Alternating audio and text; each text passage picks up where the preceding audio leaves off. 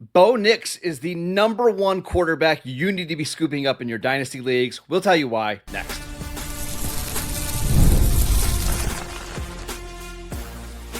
You are Locked On Dynasty Football, part of the Locked On Podcast Network. Your team every day. Here are your hosts, Marcus Mosher and Kate Madjuk. Welcome back to the Locked On Dynasty Football Podcast, part of the Locked On Podcast Network, your team every day. We'd like to thank you for making us your first listen of the day.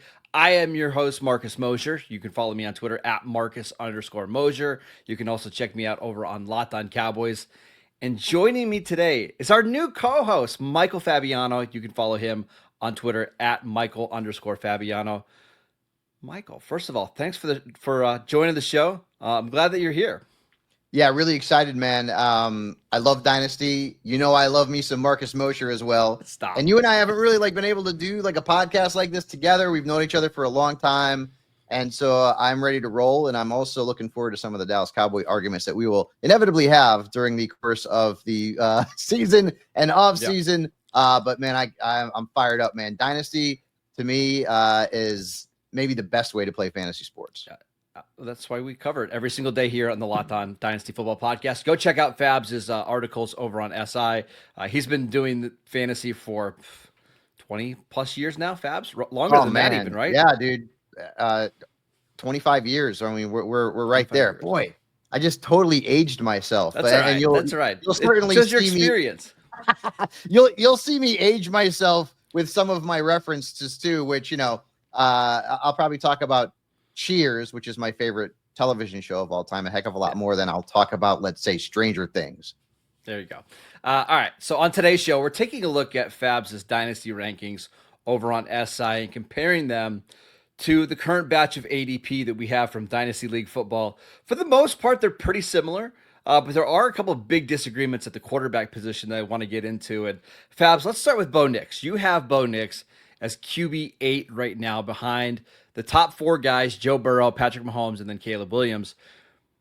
Whereas over on Dynasty League Football, they're quite a bit lower, QB11. So ADP is low on Bo Nix, but you're high. Give us the reasoning behind that. Oh, first off, people forget he is coming off of one of the best fantasy seasons of all time for a rookie quarterback.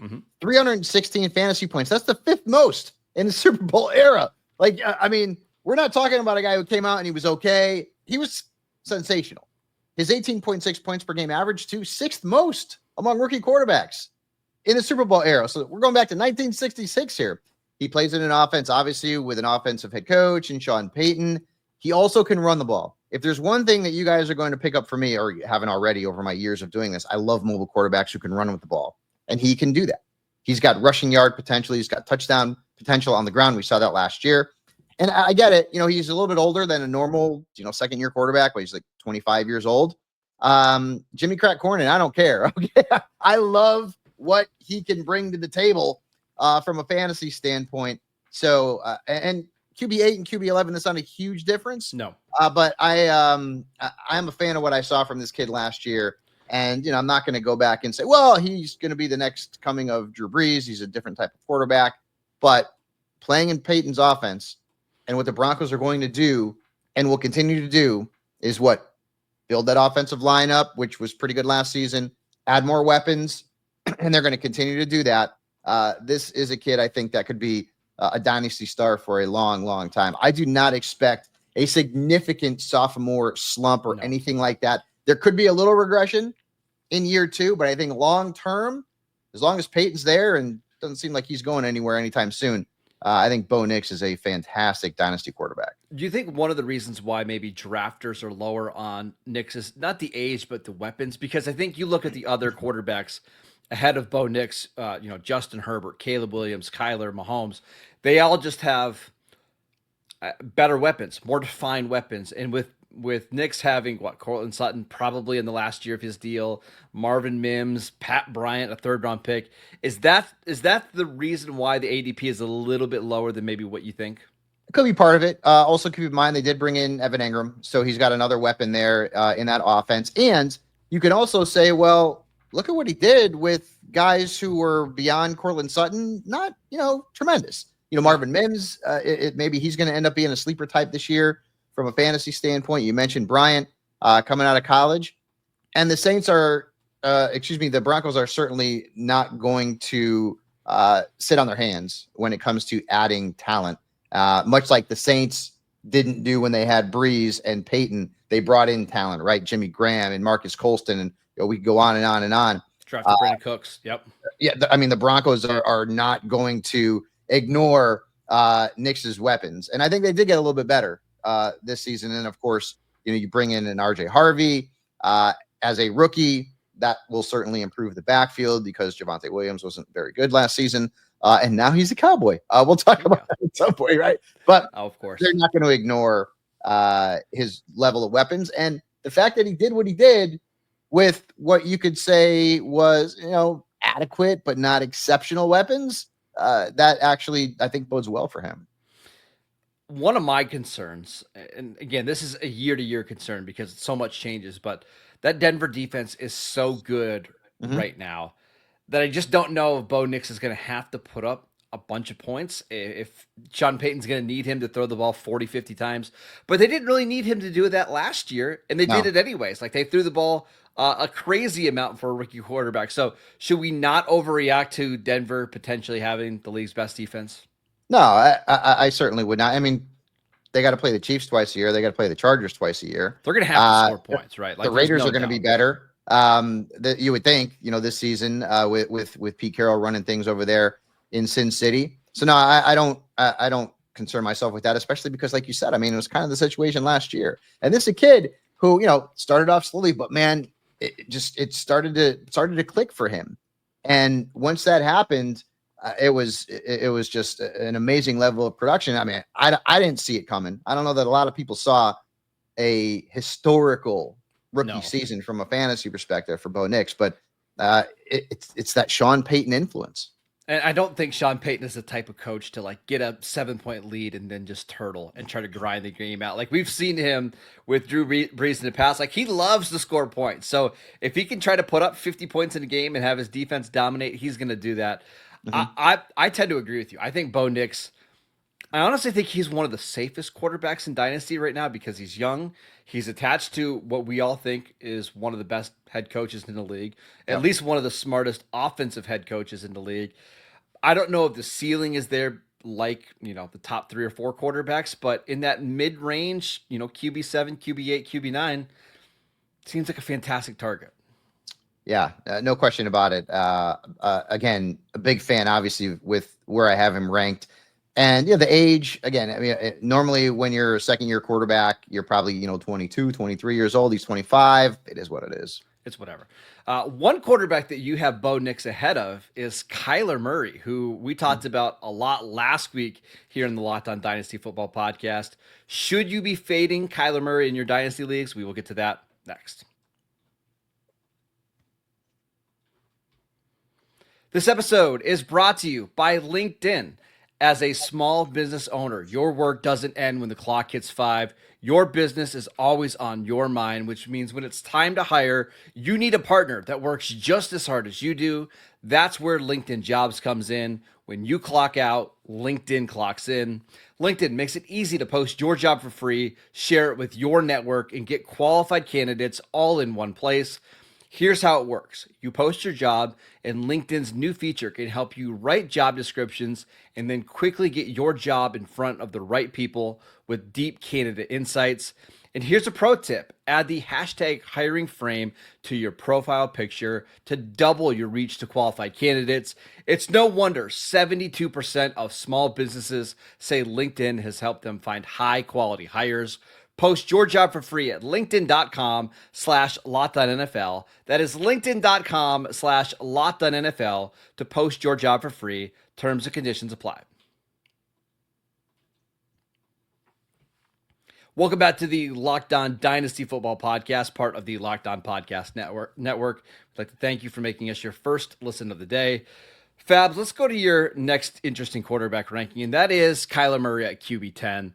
Which is right where I have him at same spot, but drafters are way more aggressive. QB7 right now, And the difference between Patrick Mahomes and Kyler Murray compared to like Kyler Murray and QB8 is about the same. It's clear that dynasty managers are just all in on Kyler this year. Why aren't you?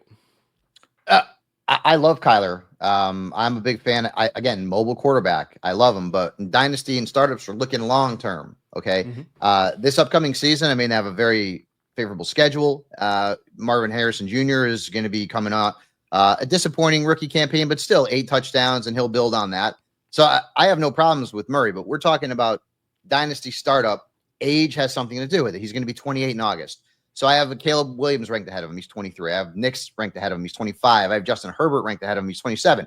All those guys are sort of very comparable. And so at that point, Marcus, I really think it becomes just personal preference. And again, I'm a big fan of Murray. If I had him in dynasty, I actually do have him in one of my dynasties. I dig him. I love him. And I think he's always going to produce good numbers. You know, he's a guy who can get you 300 fantasy points. But for me, there's so many good quarterbacks and good young quarterbacks. Like Caleb Williams, somebody may think, well, you know, rookie season was so inconsistent, but 23 years old, 23. So you got a long time potentially to have Caleb Williams as your QB1 in dynasty. Nix, Herbert. I mean, Herbert and Murray are very close in terms of their age. Murray's going to be 28 in August. Herbert's 27.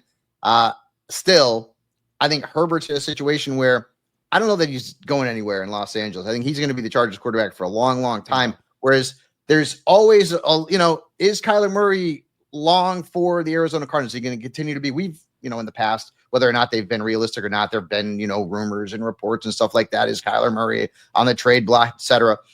So that's why I have him ranked a little bit lower, but it's a total personal preference thing. And again, in Dynasty, and you guys all know this, you're looking long term. You're not looking for 1 year. And long term, I just like those other quarterbacks a little bit better, whether it's because of age, talent, or a mix of both. We're in lockstep here because I love Kyler as well, but I have the same concerns relative to the other quarterbacks. And it's not that we think Kyler Murray is going to get traded or anything like that, but I think of those quarterbacks that are ranked ahead of him, Herbert, Nix, Caleb Williams, Patrick Mahomes, those guys are just in much more stable situations, right, Fabs? And on top of that, I look at the coaches that are associated or tied with those guys. Justin Herbert and Harbaugh, that's an offensive-minded coach. Yep. Bo Nix and Sean Payton, offensive-minded coach. Caleb Williams and Ben Johnson, offensive-minded coach. Patrick Mahomes and Andy Reid. Whereas Kyler has Jonathan Gannon, who I like, but he's a defensive-minded guy. And I just worry that maybe they don't have the coaching staff in place right now to get Kyler to go to that next level. I think QB10 is where he should be drafted. So I think I agree with you. I think QB7 is pretty rich. Yeah, I'm right on board. And, also keep in mind, the Cardinals, we talk about Nix and the weapons around him. Okay, well, we love Marvin Harrison Jr.'s upside. And Trey McBride's one of the 2 best tight ends in fantasy football. And he's so those are 2 really good weapons. But beyond that, I mean, what do you really have? Right? I mean, you got Michael Wilson in there. I don't see anybody else that's like super exciting. The backfield, you've got James Conner, who's getting kind of towards the end in terms of being valued very highly from a fantasy perspective. We haven't seen much of Trey Benson yet at the pro level. We're still waiting to see what he can do. So, and again, you and I are certainly thinking and simpatical here because I love Murray. I love the mobility. I always have. Out of those quarterbacks, though, and the rest of the top 5 that I have, I mean, those are all going to be kind of chalk no matter where you look in terms of your dynasty rankings. I just feel like Murray is maybe in the least attractive situation potentially to not be in that system and maybe be moving on at some point during the course of his career. I want to ask you about another quarterback who you actually have ranked behind Kyler, only a couple spots. But I look at Jordan Love, your quarterback 13 right now on Dynasty League football. He's QB 14. Yep. And I understand he doesn't have the rushing upside of Kyler. Totally admit it. But again, this is somebody who is with a really good coach in Matt LaFleur in a really stable organization. They just drafted 2 receivers in the top 100. Is it too conservative to have Jordan Love ranked ahead of Kyler? Because, again, the rushing upside is just not there, but the consistency and just the overall culture there in Green Bay. See, the mobility does it for me. And I know Jordan Love's a little bit younger, obviously, than Kyler Murray. But not a ton. I think he's not a ton. 26 and Kyler's 28. Not a ton. Right. It's close enough. I do have a little bit of concern for Love if we're talking about just next season, in that they leaned on Josh Jacobs so much in the second half of the season, and they were successful with Josh Jacobs. Was awesome. Remember, beginning of the year, Jacobs didn't really start off very well, and everyone's like, oh my God, he's going to be a dud. And he ended up being, amazing. He was a league winner for the second half of the season. And so as long as they've got a guy like Josh Jacobs, I mean, do they continue to lean on him? Now, what they did in terms of the offseason and the draft, bringing in, Matthew Golden, Saban Williams. So you're looking at, well, they're adding on to their weapons, but also keep in mind, Christian Watson, how much longer is he going to be a Packer? Right? I don't know. Last year was maybe, deal. Right. Maybe one more year, bro. I mean, that might be it. Romeo Doubs, how much longer is he going to be a Packer? Maybe another year or so. So I think they're also looking kind of towards the future. And Christian Watson, I do not. It's once the Packers get rid of him, they're going to, because he's just not working out and he's always hurt. Yeah. So right now you got a lot of right now. Yep. Right now you got a lot of depth. You got a lot of depth at wide receiver, and you got a lot of weapons for Jordan Love to certainly work with. The one thing though is he doesn't have an alpha receiver. And I mean, you tell me, because I don't see one on the roster. Like, I don't think Matthew Golden's an alpha. No, right? I think he's just a really I don't think Jaden Reed. player. I love Jaden Reed. I don't think he's an alpha. I don't see that alpha receiver on that roster. No, but I do trust that Green Bay is just going to throw the ball a lot, and we'll see. I mean, we'll see how much they lean on Josh Jacobs this year. But I think Jordan Love is just a better quarterback than Kyler, but maybe not a fantasy quarterback. As a passer, yes, I would agree with you. Sure, and that's where I get a little bit hung up. Is the safety of Jordan Love worth more than the upside of Kyler Murray? Probably not. But I don't know if I had Jordan Love, if I would trade him straight up for Kyler Murray. Is kind of my point. Gotcha. Yeah. And again, like you said, I mean, the Packers, it's kind of like this lineage, right? I mean, you go, you have Favre and you have Rodgers, a lot of offensive success through the air. You're saying Jordan Love's going to end up in the Jets in about 15 years? Anything's possible, man. Anything's possible. All right, let's talk about one of the more interesting rankings that you have, and that is Justin Fields. We'll talk about where you have him slotted next.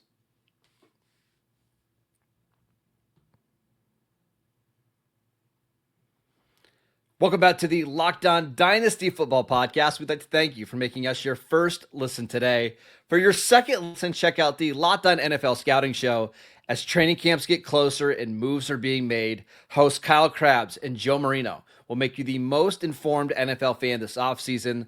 Find Locked On NFL Scouting on YouTube or wherever you listen to your podcast. All right, we are here with Michael Fabiano discussing his quarterback rankings. And let's get into the most interesting one for me, and that is Justin Fields, who you have as QB 16, ahead of the likes of Trevor Lawrence, Jared Goff, our guy Dak Prescott, Cam Ward, Michael Penix, J.J. McCarthy. Over on Dynasty League Football, drafters are much less aggressive. QB 26, so you are 10 spots ahead of ADP. Make the case for Justin Fields. Again, I'm a fan of these mobile quarterbacks.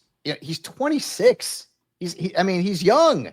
This is not a guy. He's a year older than Bo Nix, for crying out loud. And when you look at what he's done as a starter, okay, 1 year with the Bears, he rushed for over 1,100 yards. I think it was the second most ever by a quarterback in a single season. I think Lamar Jackson has the most in a single season. He averaged 19.7 points per game and 17.7 points per game in his 2 years as the Bears starter. Last year with the Steelers, 6 starts, he was on pace for 655 rushing yards.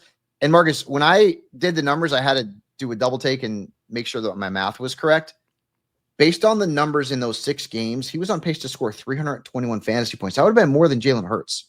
And still, I say it's coming out of my mouth, and I'm like, wait a minute, I got to be wrong there, but I'm not. It's insane. And he's averaging, in his career, 50 rushing yards per game. Okay? It's the mobility. I think the reason why, and listen, he's not a great passer. We know this. He's not a great passer. He's adequate. I think one of the things that he has going for him with the Jets is that his number 1 wide receiver, Garrett Wilson, was also playing with him at Ohio State. So there's already a built-in rapport there. And when you look at what the Jets have right now, they have an offense that looks like it's going to be very run heavy. because beyond Garrett Wilson, what do you have at wide receiver? Nothing. Well, a bunch of blocking receivers. I'm waiting. Exactly. So, and Fields is, has been mostly durable in his career. If Justin Fields rushes for 600 yards and 4 or 5 touchdowns, he's going to be a top 12 fantasy quarterback. Guaranteed. So it's that rushing upside. What I feel like the Jets are going to do in this offense with Breece Hall and to a lesser degree, Braylon Allen and Isaiah Davis, this is going to be an offense. It's going to be run based. And I get it. Justin Fields is not without his inadequacies as a passer. Totally understand that. But he's young. He's 26. They gave him a 2-year deal, $40 million. He at least for the next 2 years, and there's nobody behind him. Like, don't give me Tyrod Taylor. Come on, stop it. So he's got to win games, Marcus. I understand that, but he is a much better fantasy quarterback than he is a real quarterback. Just some added context for the numbers last year. So 6 games, and one of those games was in week 5 against Dallas. Huge game. It was a mud bowl. It was so wet. But there was a belief from the Steelers beat writers that Pittsburgh wanted to use Justin Fields more as a runner in the first 2 months of the season. But because Russell Wilson was hurt, they didn't want to jeopardize the health of Fields, because that meant that I think Kyle Allen would have been the next guy up. And they just felt like that was too big of a gap. So they really limited what Fields could do as a runner. Whereas I think the Jets with Aaron Glenn, honestly, I think they're going to lean on the run game even more. You mentioned 600 rushing yards. That's about 35 rushing yards a game. I don't see any way that Fields doesn't get that. I think he's going to blow past that. I'm right there with you, man. I mean, I think he could get you 700-800 easy in this offense. Conservatively, if he rushes for 600 yards, he's a top 12 quarterback, and I think he'll have far more rushing yards than that. Yeah, I would agree. Now the problem is, being a top 12 quarterback in fantasy is very different from being a top 12 quarterback in the NFL. Yep. And I think that's the rub for dynasty managers, is that we're already on the 3rd team in 3 years for Justin Fields, and this is probably his last shot to be a starter. What if it goes so poorly that you look at the Jets win totals this year over on FanDuel? I think they're 5.5, 6.5. They're not expecting a lot. So if the Jets are bad and they're drafting a quarterback in 2026, Fields probably just isn't a starter anywhere in 2026. Whereas some of the quarterbacks that you have ranked behind Fields, whether it's Dak, Jared Goff, Michael Penix, McCarthy, all those guys are locked into being starters in 2026 and beyond. So there's a lot of risk here. You kind of need Fields to not only put up big fantasy numbers, but you also need him to look good enough that the Jets pass on a quarterback next year as well. Yeah, and also let's keep in mind, and let's hope this doesn't happen to Caleb Williams, but how well have the Chicago Bears historically been at developing quarterbacks? Not great. That they draft. No, awful. I mean, not good. That's an understatement. So now with the Jets and Aaron Glenn, I think they're going to be able to bring out the best in this kid. And also, I understand that there is concern about, well, is he going to keep the starting job beyond 2025? Again, 2-year, $40 million contract with the Jets. So I think you're good for the next couple of years. But you see some of the quarterbacks who are projected to start in the NFL this year. I mean, listen, it's either going to be Anthony Richardson, and I can't believe we're talking about this because we were so high on Richardson last year because of the rushing upside, and he was just dreadful as a passer. But Anthony Richardson and Daniel Jones is going to be a starter for the Colts. Tyler Shook is potentially going to be a starter, or Spencer Rattler for the Saints. Mason Rudolph right now is projected to be the starter for the Steelers. Kenny Pickett is projected to be the starter, or Joe Flacco, let's hope it's Flacco, for the Browns. Matthew Stafford's old. Aaron Rodgers, if he comes back and plays for the Steelers, is old. Kirk Cousins, who could potentially be plan B for the Steelers if Rodgers doesn't come back, he's old. So, and I get, you have quarterbacks coming in every year, rookie quarterbacks, but every single season there are quarterback issues. Every year. Remember, what was it, a couple of years ago, Marcus? We had 66 quarterbacks start ridiculous games. I mean, it was crazy. And so just to me, there's not an argument to be made that, there's going to be 32 better quarterbacks on the planet than Justin Fields at any given time. The only thing I would say is we've seen Justin Fields become available twice now. The Bears traded him for, I think it was a 6th-round pick to Pittsburgh. Right, but because they had the number 1 pick and they wanted Caleb Williams, would they have been so quick to trade him if they didn't have that number 1 overall pick. And remember, was that the Panthers pick? Was Yes. that the Yes. so that I think that was kind of like a different situation. They saw a quarterback who could potentially be, the next, I guess I'll say Patrick Mahomes, but I don't know if I believe that, as opposed to a guy who, was good, but maybe doesn't have the chops to be elite. And you also heard reports coming out of Pittsburgh that a lot of people in the locker room wanted to keep him. It's true. And not move on. And so, I think Pittsburgh wanted to keep Fields. I think they were a little shocked that Fields got as much money as he did from the Jets. Well, listen, quartarbacks, those guys, a lot of them should have those little bandit masks because they're stealing money. True. There's a lot of them out there, including Dak, by the way. Stop it. We'll get to Dak at some point this offseason. Really quickly, before we head out, you have Justin Fields ahead of Trevor Lawrence, quarterback 16, quarterback 17. Make the case for Fields over Lawrence. I'm not a fan of Trevor Lawrence. I know coming out of college, coming out of Clemson, he had all this, hubbub, and this guy was going to be, the next Peyton Manning. Guys, he's been in the league, 4 years now? He's never averaged more than 17 points per game. And job security-wise, okay, I get it. I understand. I get it. To me, I'm not a fan of Trevor Lawrence. You already had 4 years in the damn league, haven't done anything, right? There was that one year in the playoffs, that he popped, and there's been some other games, but between, he got hurt last year, and he just hasn't been great. He hasn't met expectations. That's just maybe me. As far as Trevor Lawrence go, he's got great hair, but he does not have a great resume in the NFL, and his fantasy resume is lacking. He's got two really good receivers, though. Listen, he had Brian Thomas Jr. last year. Yeah, I understand that he's got the talent, and we don't know what Travis Hunter's going to be at the next level. I hope he's going to be great, and he's certainly going to be a lot of fun to watch. But still, I'm just not a fan of Trevor Lawrence. That's just a me thing. Maybe I have a blind spot for him, and he's going to be great. Maybe he's going to have that 5th-year breakout, which I don't know. That typically doesn't happen in the NFL, right? Exactly. So, just to me, I'm just not a fan of Lawrence. I can understand people ranking him ahead of him just because of job security, but let's be honest. Justin Fields is a better fantasy quarterback than Trevor Lawrence. He is 100% better.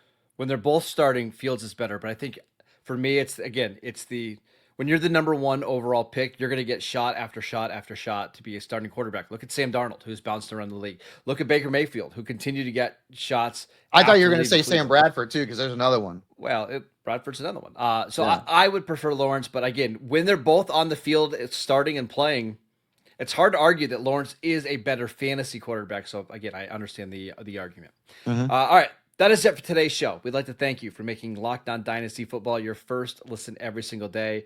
On tomorrow's show, we're going to take a look at some running backs that Fabs likes more than ADP, including one that you and I both agree on from the AFC East. Be sure to tune in for that. Go download the podcast wherever you get your podcasts. We are free and available on all platforms. Make sure you follow Fabs on Twitter at Michael_Fabiano. I'm at Marcus_Mosher, and we will see you right back here tomorrow.